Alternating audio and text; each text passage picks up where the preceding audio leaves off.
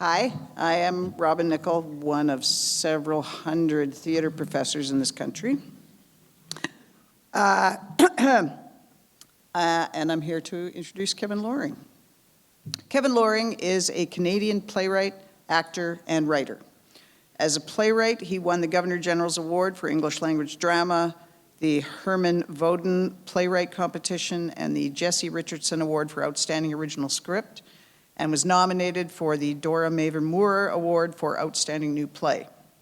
He has received honorary doctorates from Thompson Rivers University and the University of Ottawa. As an actor, his credits include roles in the television series Da Vinci's Inquest, Arctic Air, Health Nuts with a Z, and most recently Bones of Crows, as well as stage roles including Michel Tremblay's St. Carmen of the Main, George Riga's The Ecstasy of Rita Joe, and Edmund in an all First Nations production of Shakespeare's King Lear at the National Arts Centre in 2012.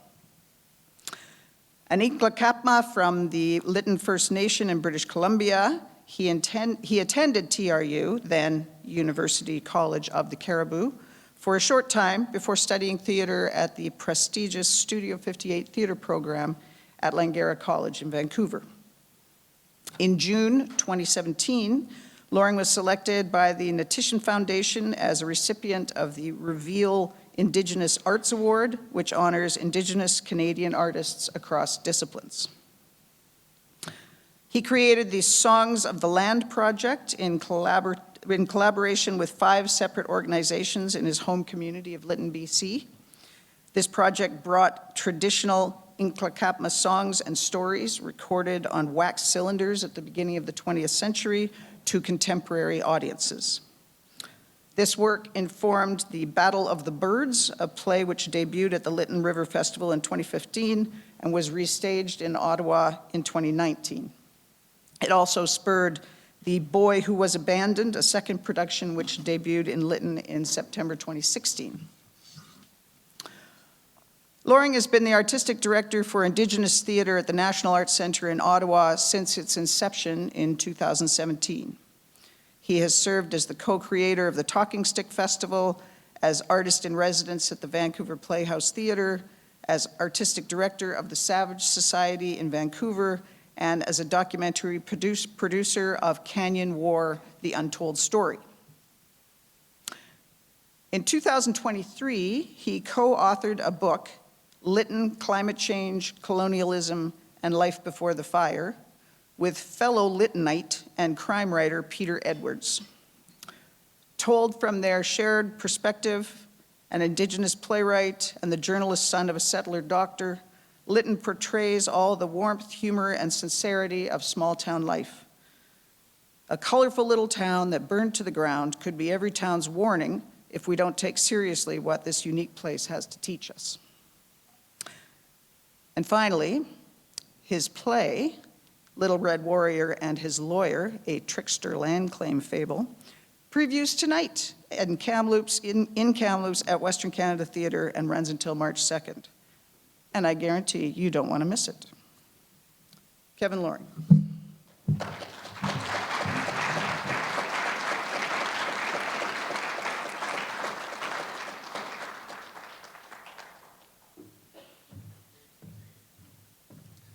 Thank you, Robin. It's great to be back to TRU. Wow, it's been a while. I'm going to read from a script. It's a real honor to be here. Cooksjum for inviting me. I'm not going to really give a case study of the fire at Lytton. I will talk about it, but I think I will talk about broader things, broader subjects. I've titled this keynote, All My Relations, How Indigenous Ways of Being Can Save Us All. And I'll get into that in the speech. So to begin, Homer and Shaken, blessings and greetings, friends and family. Hanshquest, Kevin Loring, in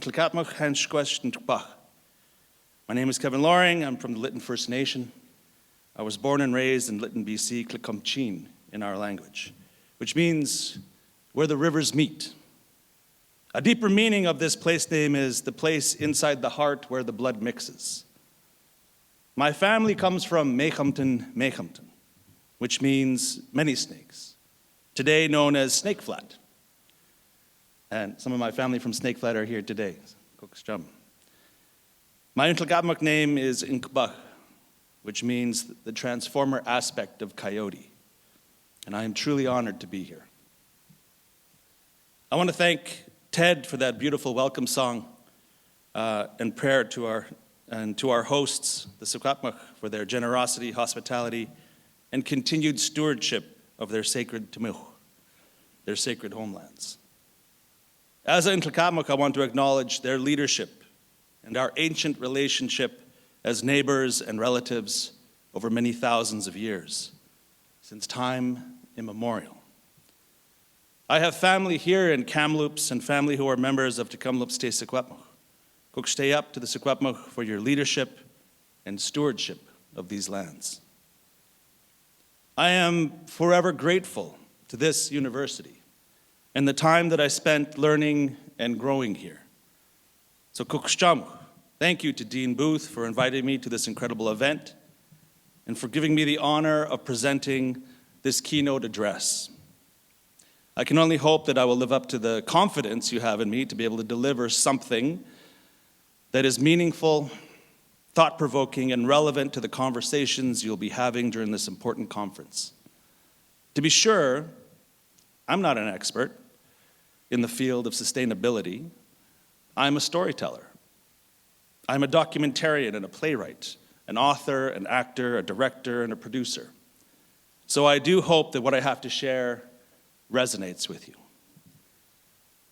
It is an honor to have been asked to be the keynote speaker for the Livable Cities Conference.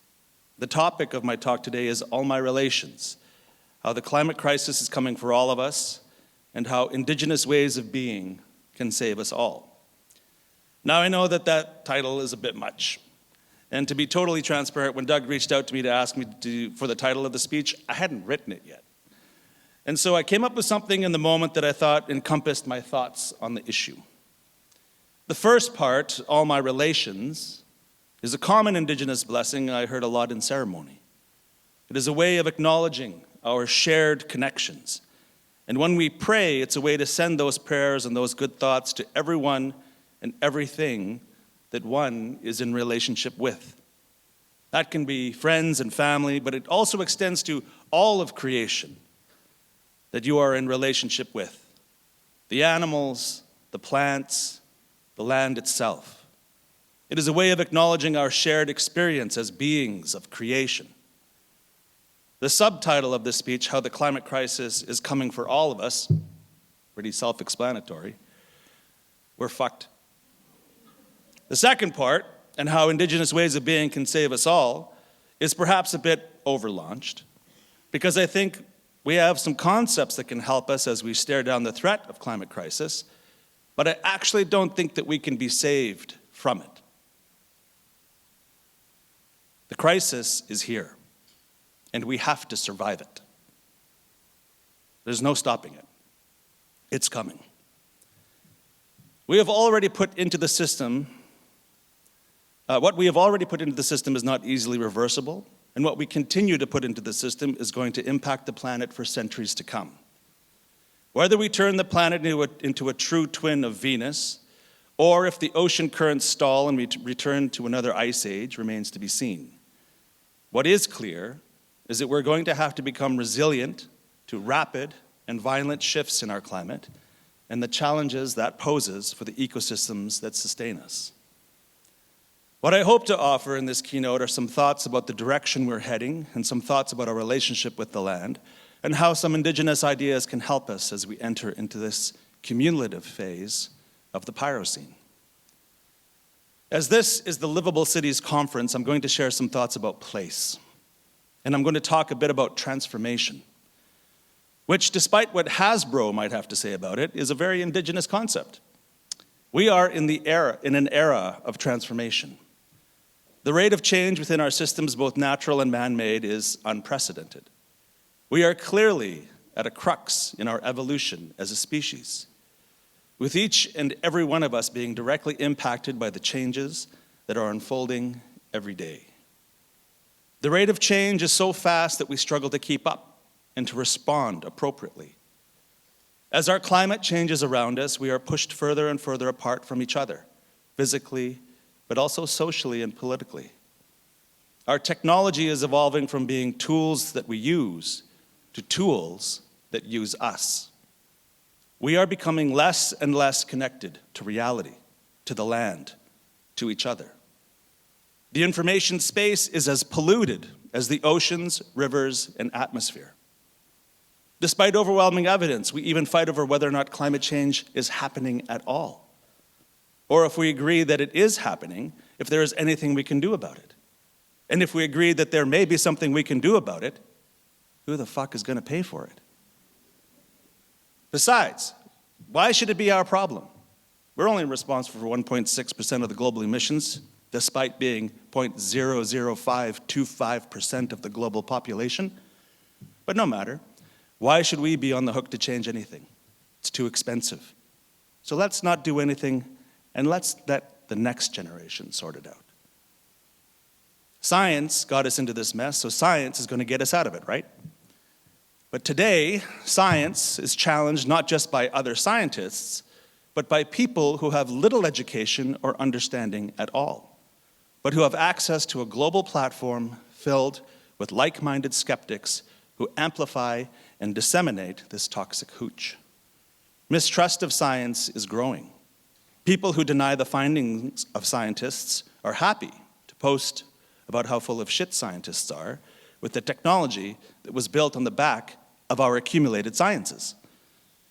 Beautiful influencers and charismatic deniers and those beloved flat earthers who know nothing but go on vibes and feels steer their thousands or millions of followers off of the proverbial intellectual cliff and into a swirling abyss of ego, ignorance, and distrust.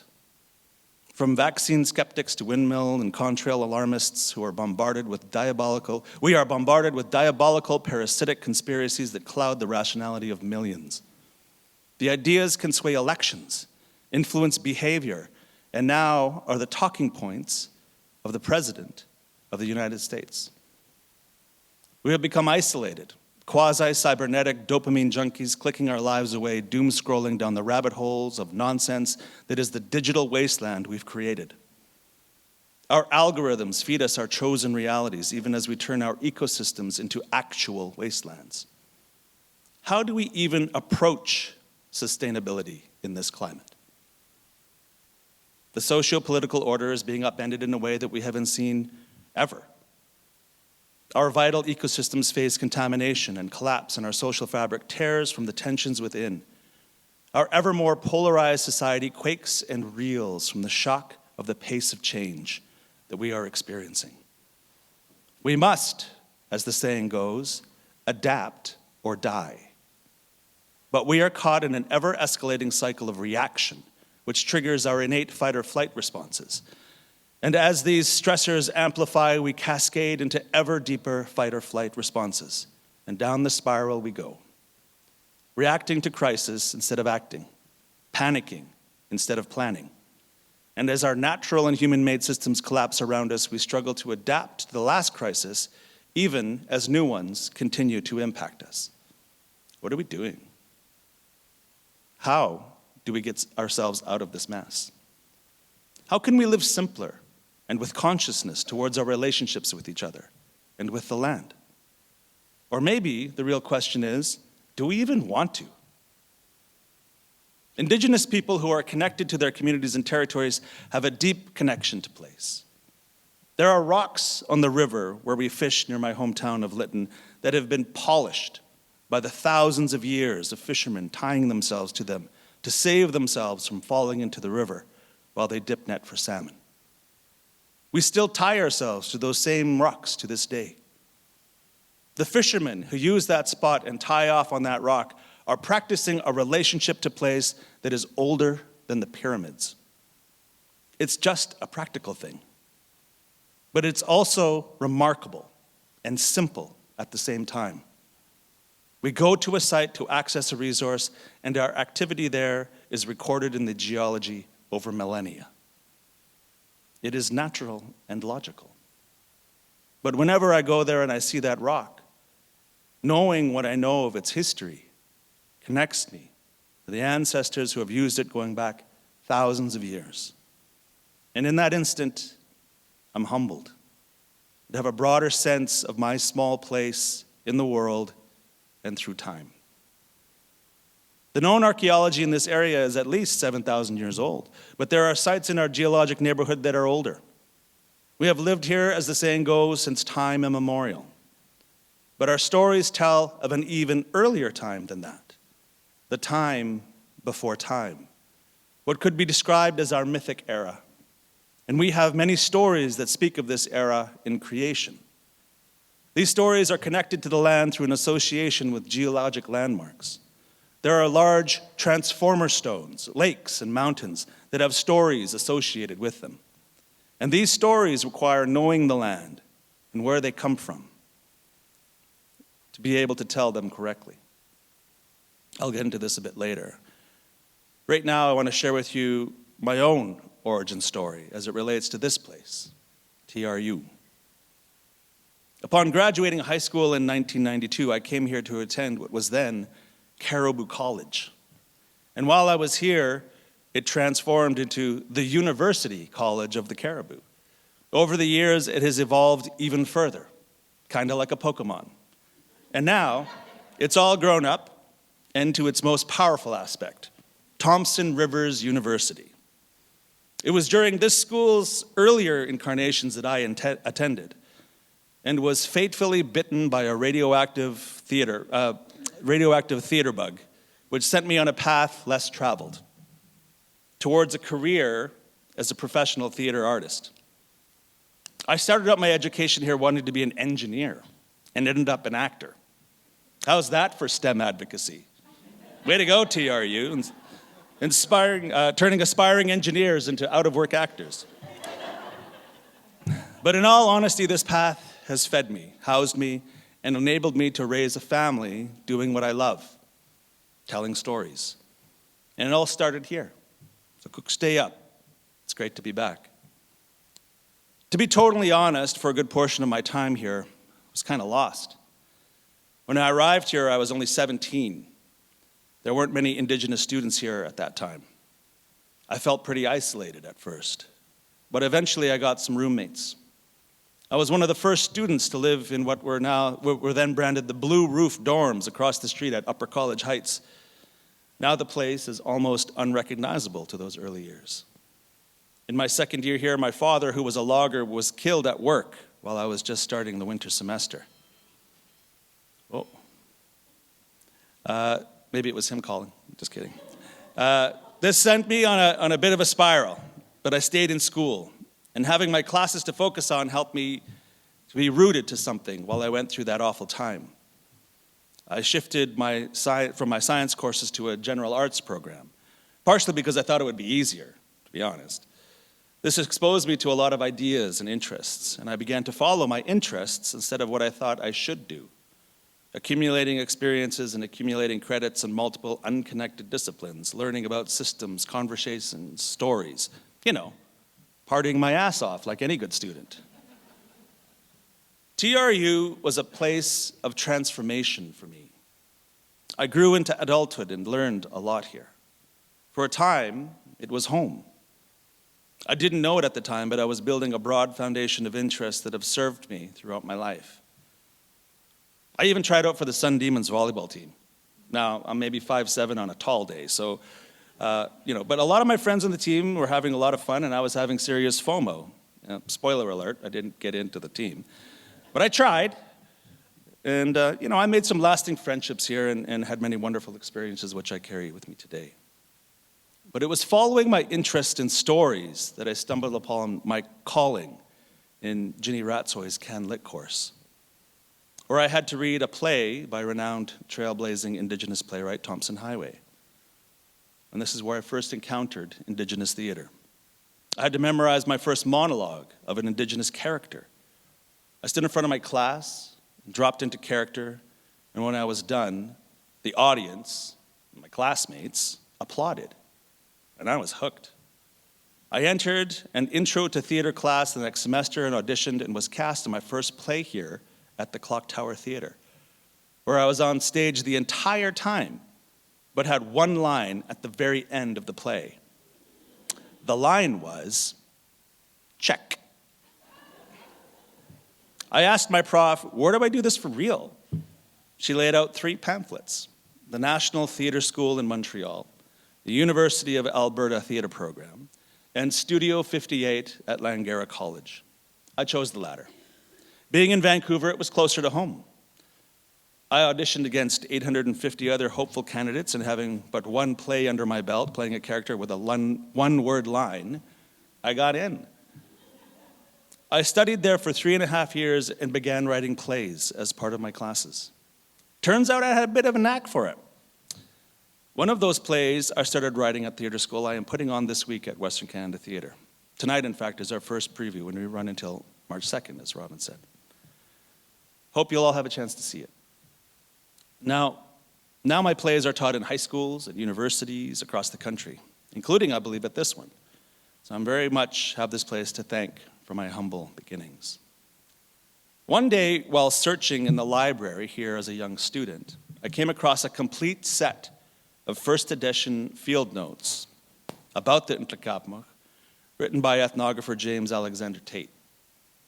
These books set me on a path to reconnecting to the stories and the recorded history of my culture. I had grown up in the aftermath of the St. George's residential school system in my community. Much of my teenage years were marked by surviving a community that was rocked by seemingly endless suicides and tragedy. There were so many suicides at that time that I almost became numb to them. After a while, it became normal. One of the things that got me through that time, besides the strength of my beautiful family, were the sweat lodge teachings of people like Terry Alec and Joe Dunstan, who taught me how to connect to the land in a spiritual way. We were all in a constant state of grief at that time, and we all desperately needed a pathway to healing. What saved me was going back to the land, connecting to others who were also struggling, but also connecting to myself by connecting to the land. I grew up hunting and fishing with my family on the land, and I'm very comfortable in the bush. But the teachings from our community knowledge keepers about our spiritual connections to the land helped me to find strength and compassion to get through the hard times. In those early days of my time here at TRU, when I was feeling lost or homesick, I would wander along the deer trails on the side hills, just around the campus, encountering deer and sometimes coyote, grouse, just to feel a connection to this place, to clear my head, to find some peace.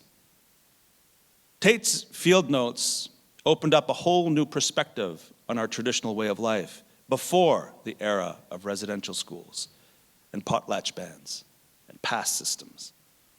Tate's field notes helped fill in the gaps that my traditional teachers were unable to. They were a window into some of the most challenging times for my people. Tate arrived in our community of Spence's Bridge at a time when the Indigenous people believed that they were dying out. This was an era of transformation and one of the apocalypses of our people that our people lived through and survived. At this time, many believed that one day we would even become extinct from the pressures imposed by the Canadian government, the settlers, disease, and colonization. Tate, who was married to Lucy Entko, an Ntlaka'pamux woman, was fluent in our language. A chance encounter with friends, Boaz, the father of modern ethnography, Boaz was impressed by Tate and his fluency in the Ntlaka'pamux language. It led to Boaz hiring him as a field worker for this project, the Jessup Northwest Expedition, recording the indigenous cultures of North America. Tate spent the rest of his life learning and recording our culture and aiding the allied interior tribes in their fight for indigenous rights at a time when our traditional ways of being and our traditional knowledge base was dying out. This was a time when our once vast land base was being carved up by settlers and we were being confined to ever-dwindling and inadequate reserve lands by the government. Tate wasn't our white savior. He was our secretary. Yet he aided the Allied interior tribes in writing letters to the government, fighting for our rights. He was our helper, and that was the name he was given, Knacht, the helping hand. The CRU library had a complete set of an early edition of these little green books, Tate's field notes that he had made about our people at that time. I studied them in my spare time. And those field notes, alongside the stories and teachings I received from some of our elders and knowledge keepers like Jimmy Tudlikin in our community, have helped me understand a little bit of our place in the universe as Ntlaka'pamux. Tate's field notes contained a collection of abbreviated versions of some of our ancient spectacle stories, stories I had never heard before at that time. Finding these books, I couldn't help feel that they were created for someone like me to discover in that library in order to do my part to help breathe life back into these ideas and to reconnect to our stories on this land as Ntlaka'pamux. As I mentioned in my introduction, my Ntlaka'pamux name, which I only recently received actually, Nkbach, means the transformer aspect of coyote. It means the part of coyote that is a wizard, to use a familiar term. Coyote, in Shinkeep, in Ntlaka'pamux, is the central hero of many of our spectacle, our creation stories, that describe the Ntlaka'pamux cosmology and tell us how the world was made in the time before time, when animals had human form, but with corresponding animal characteristics. They were like people. They were our relatives. And the nature of the world was still malleable and could be altered with magic. At this time, cannibals and giants, witches, and powerful beings existed. Spirits of trees, rocks, and even the tools that we used had aspects to them with sentience, intelligence, personalities, interests, and objectives. The mysteries of the world were manifest and personified.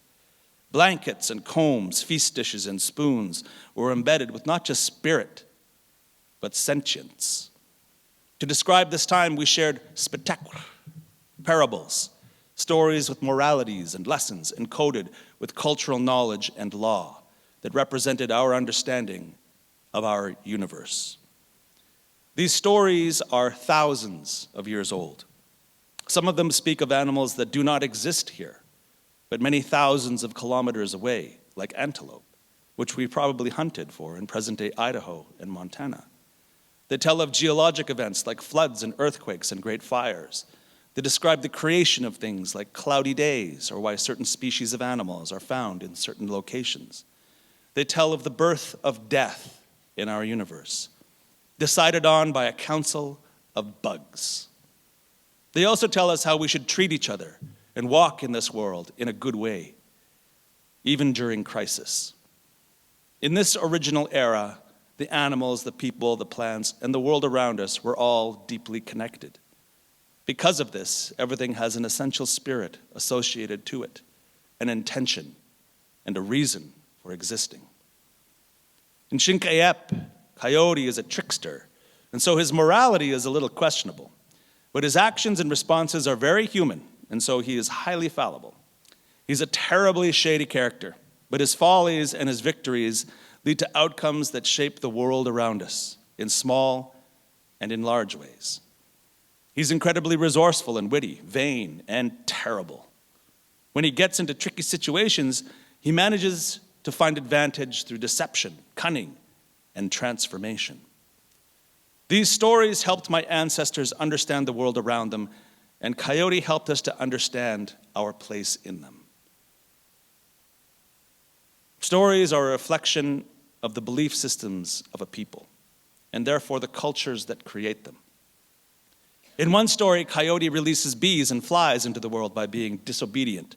In another, he turns his shit into a badass dog with spikes for fur to trade with a cannibal giant whose own badass hunting dog, Coyote, coveted. They make the trade, and once Coyote is out of sight, the cannibal is left with a steaming pile of shit in his hands. Talk about the art of the deal. Sounds like an orange-hued trickster we're all too familiar with down south. The people and the animals are linked to the land through these stories. It is how our people wove their meanings together. Landmarks like transformer stones, rock formations that resemble a familiar shape, trigger the memory of the story, which contains many teachings and offers an ontological meaning to that place. By sharing the stories, those places become more than interesting geologic formations. They become characters in a cultural context that is directly tied to the land. We call humanity the tool makers, but I think a more appropriate name should be the storytellers. As I mentioned before, our stories reflect our cultures as much as the storyteller. In the interior Salish traditional cosmology, transformers are powerful beings who can shape the world with their medicine powers, transforming beings and objects as they travel through the world. The mythical era of the transformers was an era of turmoil, adventure, and magic, a time of massive and rapid geologic environmental change, when creation was still new and malleable. These stories tell us why the natural order of things exist as they do. They also give us guidance as to how to exist within it. In the creation story, how Rabbit and Coyote help the people defeat the monsters. Coyote and Rabbit help guide the humans and the other animals to repel the attacks of invaders from another world. These monsters attack the minds, spirits, and bodies of the people and the animals, causing them distress and despair, and even abducting some of them to the top of a great cliff. At a critical moment, Rabbit, whose leg has been broken from being chased by the monsters, is caught in a moment of despair, and he is unable to help fight back against the monsters. Coyote, being Coyote, tells the rabbit that this is not the time to feel sorry for yourself, and decides to help Rabbit by tearing his broken leg off and sharpening it on a rock, the remaining bone on a rock, making a bone awl to make baskets with. They instruct the people to gather wood in the baskets and to make a great fire that they use to burn the monsters, melting them down the face of the large rock. Now, with the threat averted, the people and the animals can finally heal, and they gather together to cry and release the monsters that are still plaguing their minds. And the tears running down their cheeks are the monsters melting down the rock face that we see today. Seeing the rock face reminds us that it is okay to cry, but that the time to cry is after the danger has passed, once we are no longer fighting for our lives. The story is a spectacle about resilience, that in the moment of crisis, it's not time to cry and be frozen in your emotions. That in spite of injury and hardship, you have to persevere and fight on. That even a terrible situation can be transformed into an asset. And once the crisis has been averted, you can focus on healing and taking care of yourselves and each other. This is a story about surviving. I have been and will be talking a lot about Transformers throughout. My youngest kid is obsessed with Transformer toys. I grew up with these toys too. But as I think of the role of story in society, I start to think about the contrasts and ideas that we have about Transformers and our societies.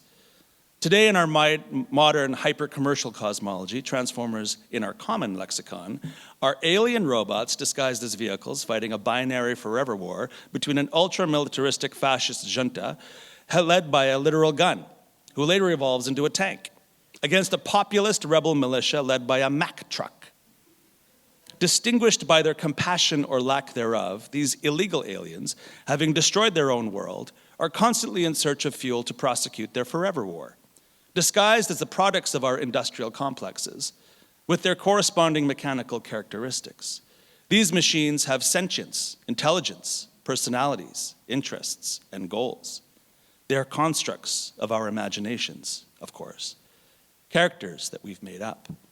But they represent our perspectives and the perspectives of the culture that is telling the story. They are a marketing strategy, a tool for the corporations who build these products, a propaganda tool. The Transformer stories of the toy company are a reflection of our technological ontology.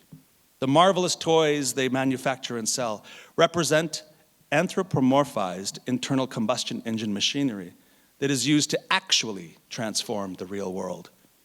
These toys are spun out of plastic, made from the petrochemicals that are pulled from the ground by these machines to feed the industries and the machinery that they represent. They are the sacred idols of our material culture, representing the myth of our technological age, made from the literal fuel of that age. As an added bonus, as the millions of toys age and degrade, these transformer plastics exist in the environment for millennia, breaking down into infinitely smaller and smaller fragments.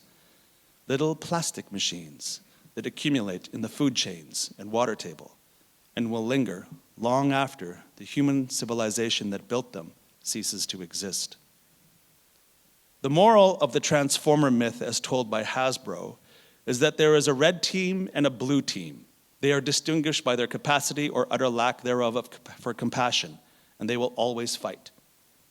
The awesome might of technology is powerful and terrible. Resources are vital but scarce and must be fought over endlessly. But there will always be more machines to battle, and even though their war is unwinnable, there is also always fleeting hope. Given our current state, one might say that we are once again in a new era of transformers. We are failing to meet the climate crisis with the urgency and energy necessary for the emergency that it poses. We have failed to accurately model how quickly the threat is advancing on us. Our models are too conservative, and so too are our politics. Globally, we have failed to act decisively and with enough urgency to make a difference, choosing instead to slow-roll mitigating policies which often face vicious opposition from governments and industry. We drag our feet to change our behavior, and at the slightest economic pain, we bail and retreat to what is familiar and safe. As a species, we push and pull backwards and forwards along an arbitrary line we have drawn in the sand that is still too conservative in its estimations of the dangers ahead.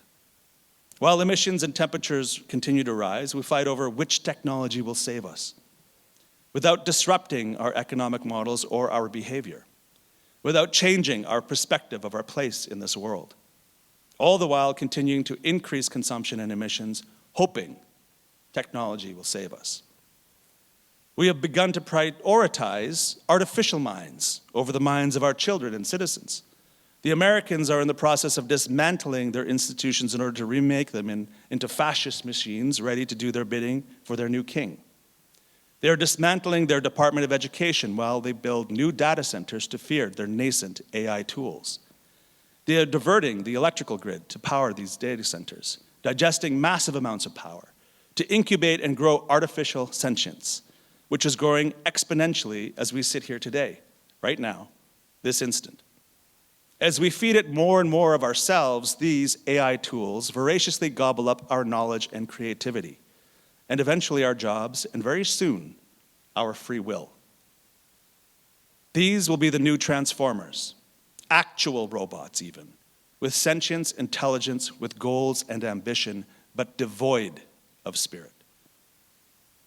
We are imbuing them with the power to launch and control armies, to target and kill people, to see and hear and remember everything we do and say, to play the markets and manage our resources, and to know where we are at all times. And they are proving to be surprisingly capable of, dare I say it, imagination. These new transformers are a threat hiding in plain sight as our tools, the very tools we use to build the world we imagine.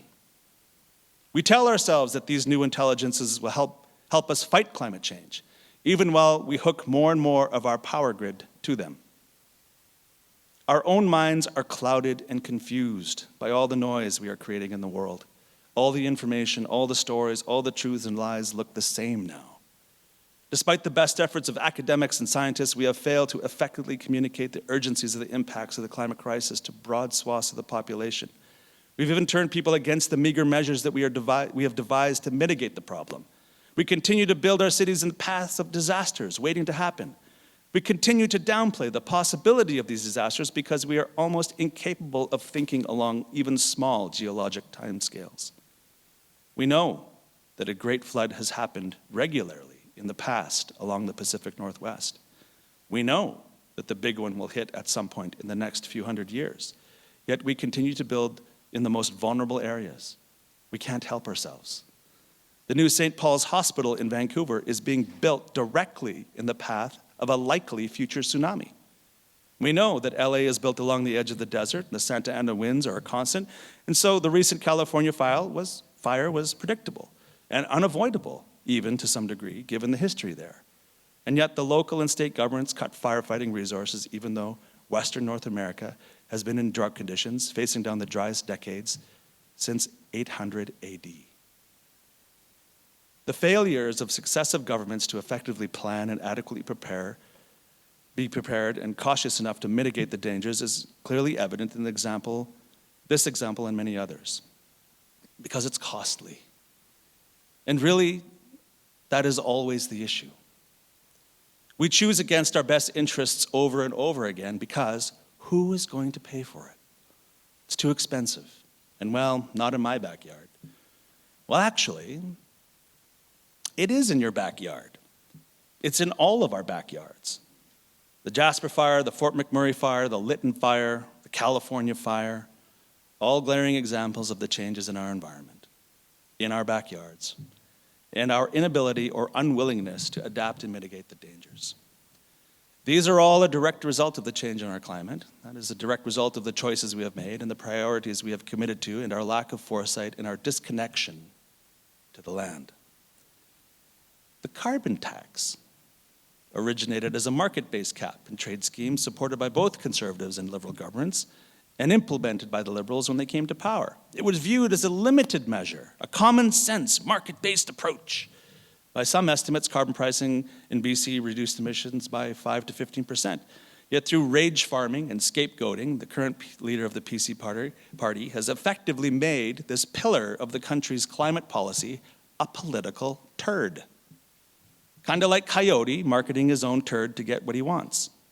PP has effectively traded his turd to get what he wanted, even less fossil fuel mitigation. Why? Because taxes are bad. Axes rhyme with taxes, which makes a cute thing to say when you're wanting people to feel bad about doing something towards reducing emissions. Even when it so clearly benefits us all, most people even get a check out of it. So why this tax? Surely there's another tax we could axe. I'm old enough to remember when even Preston Manning was touting the carbon tax as the best tool to tackle the problem.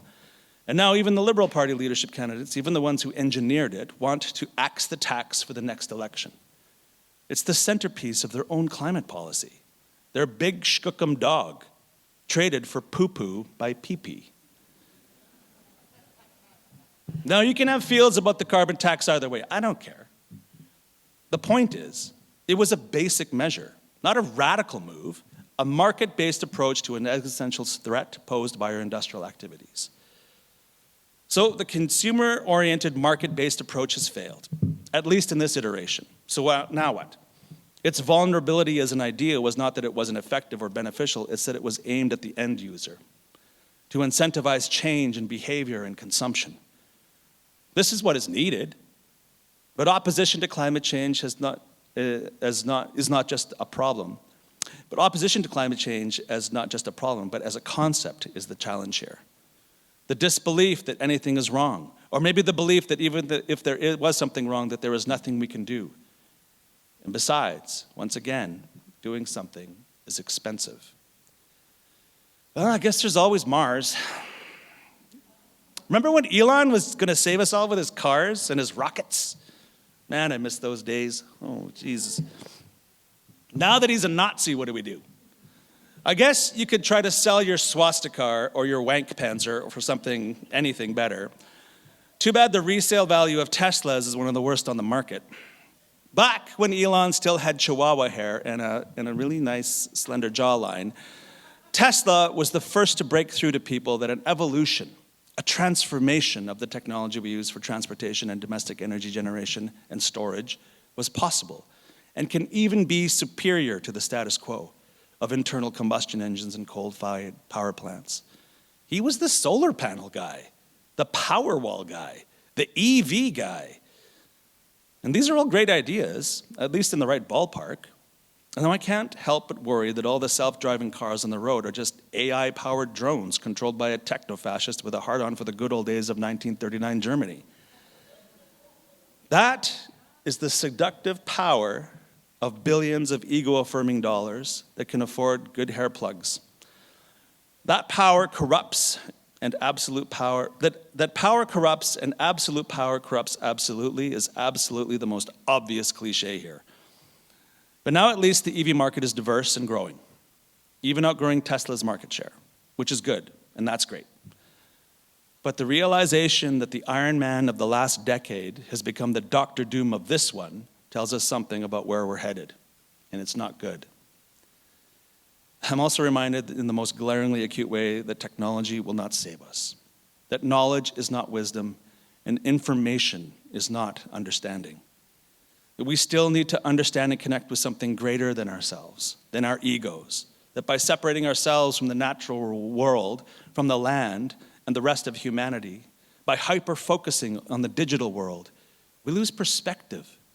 We lose ourselves in the pursuit of nonsense and fantasies of grandeur. The land reminds us who we are. It humbles us. It brings us back to reality. And so the forever tug of war continues, with no one able to move significant measures forward without the other side pulling it back in the other direction, convincing the voting public to vote against their best interests, a powerful self-interest, and powerful self-interests actively trying to keep us enslaved to the technologies that they market. Even the EV is not the panacea that we hoped it would be. Lithium pollution is a crisis waiting to happen. The environmental impact of EVs is as terrible, if not worse in some cases, than fossil fuels, given the inputs required for this technology, and the impending impact of millions of batteries that will need to be disposed of. It's just waiting to land on us. I personally still have hope for the hydrogen engine. I have always loved the idea that water as fuel and exhaust is the most ingenious and underdeveloped technology of our time. And because it is a literal perfect circle of input and output, possibly the most indigenously aligned source of power we have. Chief Reuben George of the Tsleil-Waututh Nation and Darrell Bob of Xe'lip Nation have partnered to build hydrogen infrastructure along the industrial transportation corridor of BC, from Prince Rupert to Prince George to Cache Creek to Abbotsford, with the hydrogen production in Xe'lip territory. I think this is an amazing project that is so forward-thinking and brilliant. Their corporation, Salish Elements, is a majority-owned green hydrogen production company. They're building a hydrogen generating plant and have struck a deal to supply the First Nations communities along the coast who rely heavily on diesel generators to power their remote communities. These communities will upgrade their systems to hydrogen generators, and the Salish Elements company will then provide them with hydrogen fuel to power, eliminating major carbon emissions along the BC coast. This is the kind of innovative thinking and leadership that is needed for this issue, going to the heart of the problem and applying a direct solution with innovation and vision. It is transformational. We naturally have relationships with the parts of our world that we interact with every day. This is why my ancestors tied stories to places and geologic formations. By doing so, these places become mnemonic triggers for the story that is associated with them. Culturally, it offers an opportunity to share a teaching, to remind yourself of that teaching and its wisdom and/or humor. These places become a part of us. They are as much physical places as they are mental places. You internalize these places and carry them with you. There is a conversation that you have with these places in your life. Whether you realize it or not, you are in relationship to place all the time. And we are in relationship with the land. And it's true that what is needed are radical and far-reaching industrial solutions for this global crisis. We need a global moonshot of awareness and action to actually avert what is rapidly coming our way. But we also need a spiritual awakening of sorts, an awakening to our intrinsic relationship and connection to the land. The fragmentation of the information space into a worldwide froth of nonsense and conspiracy, political, economic, and social agendas distort and confuse the realities we face At a time when there has never been more access to information, we're in a crisis of good information, where conspiracy and bullshit rules, where memes and easy-to-grasp slogans and altruisms have more currency than complex, nuanced discourse, where partisan positions are prioritized over truth and finding common ground. Mutual understandings are seen as weakness or capitulation, consensus almost impossible to find. We have underestimated the speed and scope of change that we're facing, and the energy of resistance and maintenance of the status quo that these efforts base. As politics swing hard to the right around the world, climate skepticism pushes against the data and science in favor of vibes and beliefs. And even though the industries and governments are aware of the existential threat of this issue, that this issue poses to humanity and our civilization, the expansion of fossil fuel exploitation and the reinforcement of the status quo continues as we march toward global conflict, environmental collapse, and chaos. It is also true that in many countries around the world, real efforts are made to move towards a more sustainable future, and real efforts continue to be made here. But at a time when we should be doing everything in our capabilities to transform our energy systems, conservative governments around the world are rapidly and decisively turning away from the science and against measures to mitigate the climate catastrophe. The blue and the red team war is unending. So how do we break this binary divide? Our societies have an abusive relationship with the land. We believe that it is only there to be exploited and be manipulated for maximum profit. We are somehow separate from it. It is our servant and not our relation. We brainwashed ourselves into believing and behaving like we're not implicitly connected to it. And this is the lie. This is the original lie of our society. That what we do to the land doesn't matter and doesn't affect us. That we can get away with it and not have to pay the cost of that betrayal. We come from the land, and what we do to it, we do to ourselves. Indigenous communities still gain sustenance from the land, so its health and well-being matter to us. We do ceremonies that reaffirm our relationship to it. We believe that we should offer something for everything we take, to give thanks and to acknowledge that we are taking from it. I'm not saying that non-Indigenous people don't do these things as well. I'm also not saying that there aren't examples of the opposite being true. Of course, there are Indigenous individuals and communities that run corporations that have adopted the modern economic models of exploitation. They live in this world too. What I'm saying is that these values are an essential part of Indigenous ways of being, generally, the world over, and are a fundamental aspect of our traditional Indigenous cultures. And so Indigenous land defenders are fighting back from Norway to South America, from Aotearoa to here, to Kamloops. The world over, Indigenous people are on the front lines, fighting for the land. The most powerful transformers today are the corporations.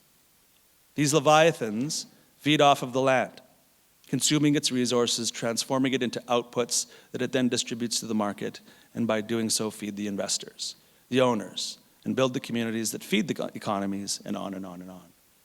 If we're looking at a corporation from an Indigenous storytelling perspective, I would think of them as the cannibal giants from our stories, eating the land, eating the resources, eating the people, and transforming everything in order to keep growing infinitely.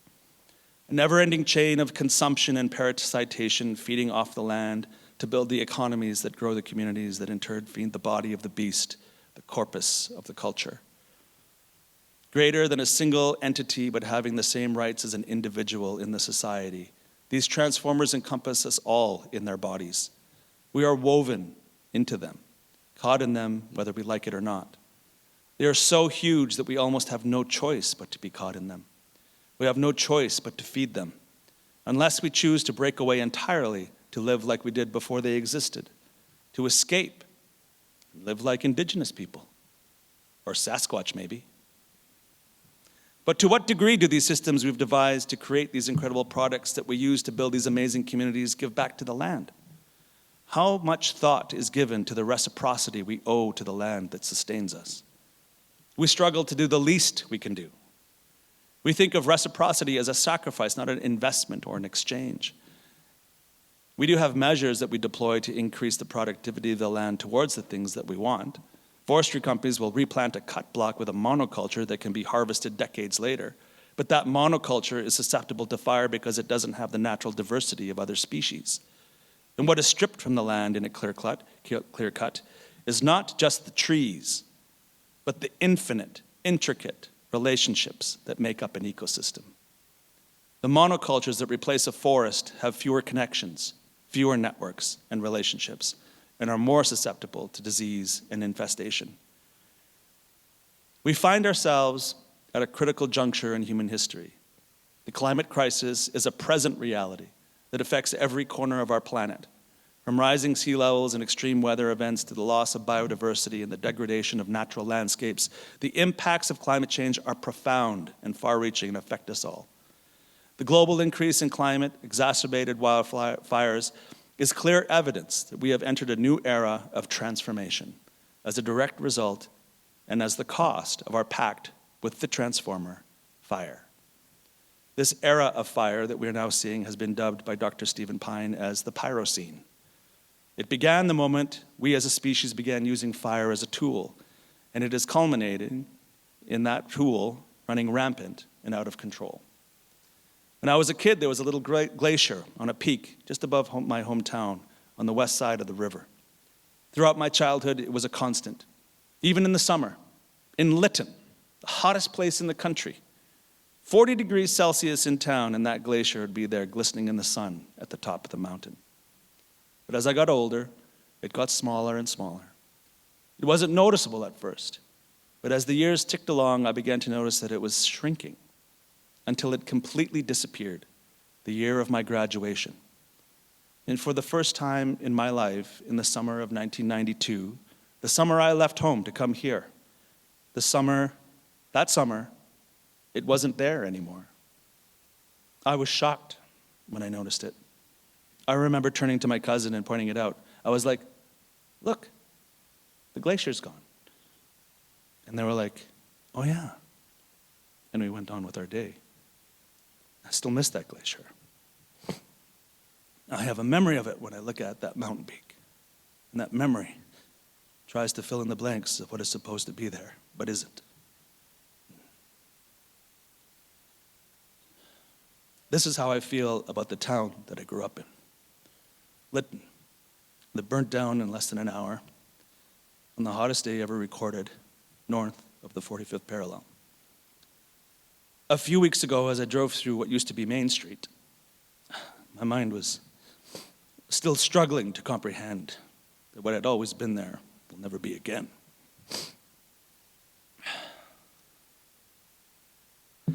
The landmarks that were a constant throughout my life are gone.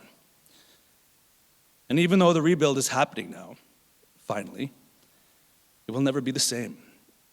And I will always miss them dearly. I miss my beautiful little hometown. The whole region has been transformed, hasn't it? From the fires and the floods, a few months later, we're still healing, even as the next round of fires comes our way this summer. In our quest for solutions, we can learn much from Indigenous communities and our ways of being. Indigenous people across the globe have cultivated deep and intimate relationships with the land, the water, the living beings of their territories. Indigenous knowledge systems, cultural practices, and governance structures offer insights into how we can live in relationship with the natural world. We need new models of sustainability that draw on this wisdom and understanding. Or maybe we need old models that have sustained people for thousands of years and enabled them to survive previous catastrophes and apocalypses. The concept of all my relations is central to many Indigenous cultures, connects me to all of you today in the room, to everything and everyone I will and have encountered yesterday, today, and tomorrow. It embodies the understanding that all life is interconnected and that our well-being is intrinsically linked to the health of the earth and all its inhabitants. This holistic worldview stands in stark contrast to the fragmented and exploitative approaches that have dominated our modern society. One of the key lessons we can draw from Indigenous ways of being is the importance of sustainable land management.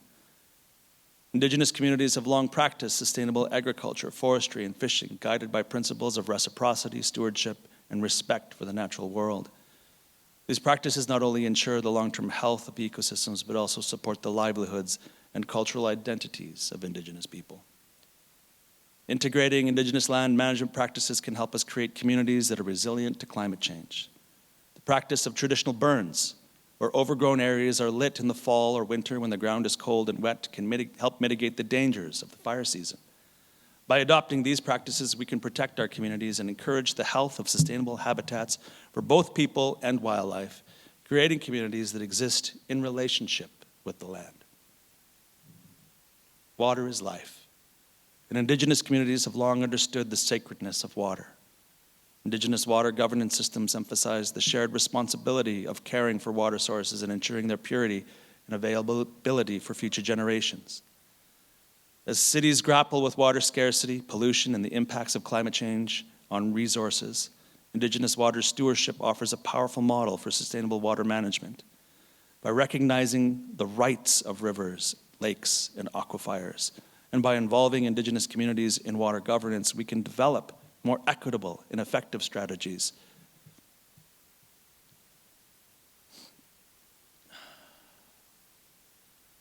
for conservation and restoration. Indigenous ways of being also emphasize the importance of community resilience and social cohesion.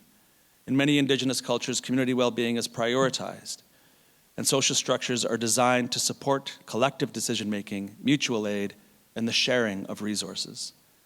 As we face the challenges of the climate crisis, fostering strong and resilient communities is essential. This means investing in social infrastructure, supporting community-led initiatives, and creating spaces for dialogue and collaboration where consensus can be cultivated through information sharing and dialogue. By embracing Indigenous principles of solidarity and cooperation, we can build communities that are better equipped to withstand and adapt to the climate impacts that are coming our way. We have become seduced by the wonderful tools we have created, and the fundamental truth of our dependence on the natural world is buried by the refuse of our overconsumption and greed. The wisdom of Indigenous peoples can be a profound and transformative vision for creating livable cities in the face of the climate crisis. Everywhere is Indigenous land. By reaching out and forming partnerships with these communities and sharing knowledge and understanding and wisdom, we can grow and learn and live together in a good way. By embracing the principles of all my relations, we can cultivate a deeper sense of connection and responsibility to the earth and to each other.